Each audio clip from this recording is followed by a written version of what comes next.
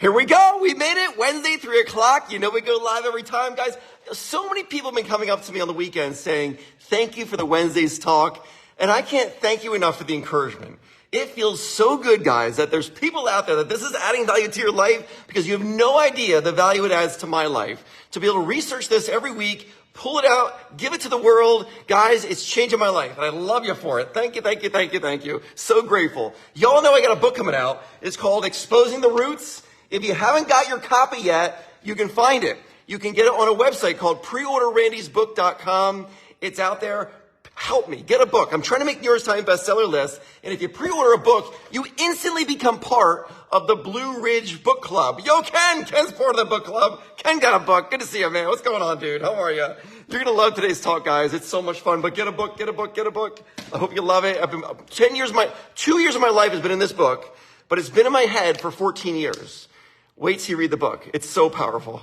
I like that, Ken. I reserve 2. Thank you, dude. Love you, man. It's good to see you this past weekend. So you're going to love today's talk.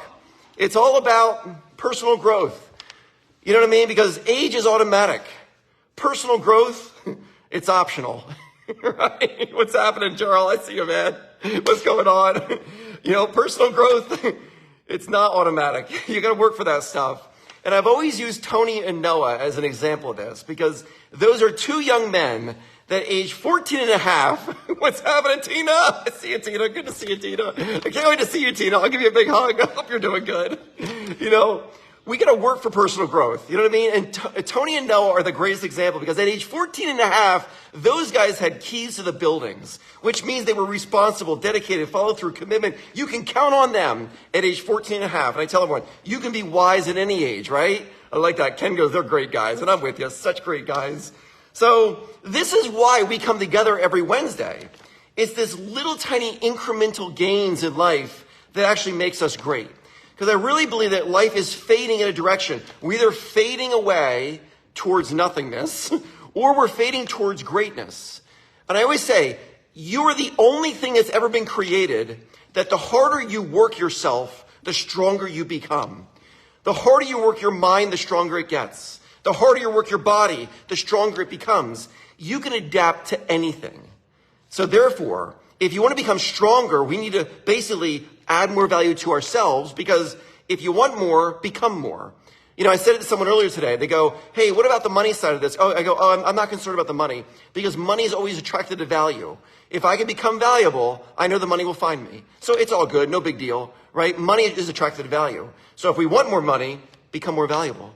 And I'm not doing this for the money, guys. I'm doing this to add value to the world around me. I hope you love today's talk. It's so much fun.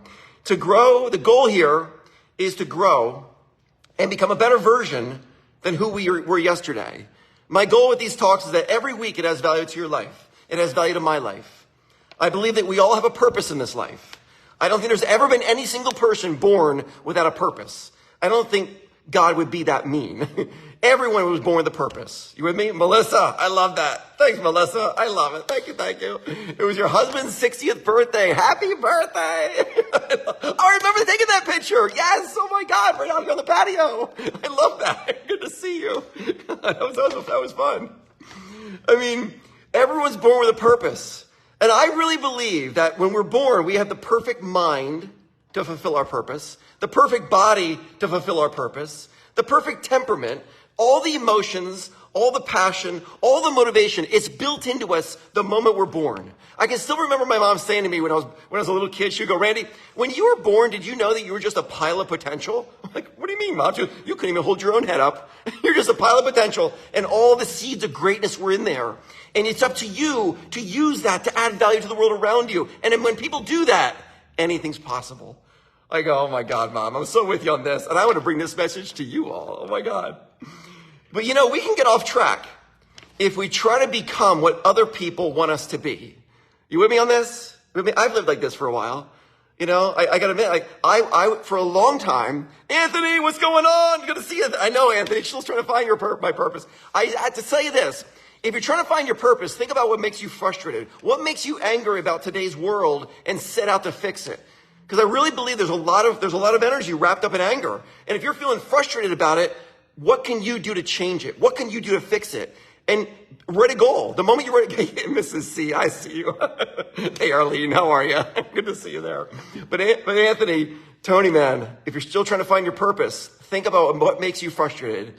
And if you lived in a world that was perfectly designed, what would it be like? And how can you move it in that direction? Because I really believe God put us on this earth for a purpose to add value to the world that we live in. And one day we're all going to be accountable for our purpose. We're all going to be accountable for the gifts we're given.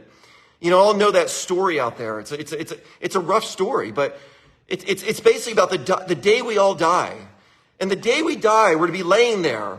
And imagine that day. Imagine if you could see it. Imagine if you're watching this play out and there you lay on the bed. And around your bed are the ghosts of your dreams, of your aspiration, of your potential, of the possibilities. And they're standing around there and they're so angry with you. And they're looking at you going, oh my gosh, only you could have brought us to life. Only you. We were born with you and we lived within you. And the entire time of your life, only you could have brought us to life. And because you chose not to, today we must die with you. We don't want that to happen to any of us. Guys, my mom would say to me, Randy, die empty. Get all the dreams on the outside. Don't die with one left inside of you. Powerful stuff. I wish y'all could have met my mom. Holy cow. You think I'm passionate? You should have met my mom. Have a sleep up here, guys. Mrs. C, I love you. There's a quote out there. It says, be who you are and say what you feel. Because those who mind don't matter. And those who matter, they don't mind. I love that. I love the hearts. I love y'all. I think it's okay to try to be like other people, though. I try to be like other people. Guys, I'm trying to be more like John Maxwell. That guy's my hero. I want to be like John Maxwell. I want to be more like Jesus. It's great to have role models in our life. I'm with you on this. But Emerson also says, to be yourself in a world that is constantly trying to make you something else is one of the greatest accomplishments we can ever have. I love that. Carrie Ann, Dr. Seuss. I love it. Can't open your bottles. I'll tell the story again, Jen. Yeah, Emerson also said, make the most of yourself, for that is all there is or ever is of you. Guys, I read that over and over last night. Make the most of yourself, for that is all there ever is of you. And what it's saying is there can be more of you. Because if you make the most of yourself, there's more. I don't think any person has ever been born, ever achieved all the potential that they possibly could. I don't think anyone's ever maxed it out because there's always a little bit more. There is no finish line to potential. Because once you start digging, you realize I can go anywhere. There's no limits to this stuff. Joanne, I love you. I love you. What's going on? Carrie, I see you. Our goal is to use our life and the gifts that we've been given to add value to the world around us. I really believe this to be true. The gifts were not given to us for us. They were not. They were given to us to give to others. Everyone that has ever lived a satisfied, wonderful life, they've given it away. They've given it to other people. They don't try to keep it. They open their hand and they go, it's for you all to have. Anthony, you're with me on this, right? I love you, dude. You're my inspiration, Anthony. I'm rooting for you. I'm praying for you, dude. Simply be a plus in everyone's life you come across. That's my goal. I want to be a plus. There's pluses and negatives in this world, by the way, guys. You can put people in one of those two categories. It's that simple. Everyone falls in these categories. You're either a plus or you're a minus. We want to be pluses everywhere we go. Be a plus. Just simply add value to people's lives. I've always said, do what you can with what you have right where you are. Because some people say, I don't have much. Oh, you have so much more than you ever could imagine. You have a smile in your face, and your smile speaks every language in the world. You could change someone's life today simply by smiling at them.